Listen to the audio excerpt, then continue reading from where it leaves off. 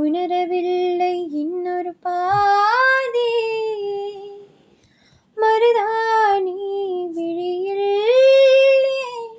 அடிப்போடி தீபாவளி. கங்கை என்ற காணலை காட்டும் காதல், காணல் என்ற கங்கையை காட்டும். வாழும் பயிர்க்கு தண்ணீர் வேண்டும், காதல் கதைக்கு கண்ணீர் வேண்டும். மருதாணி விழியில் ஏன் அடிப்போடி தீபாவளி. ஆகா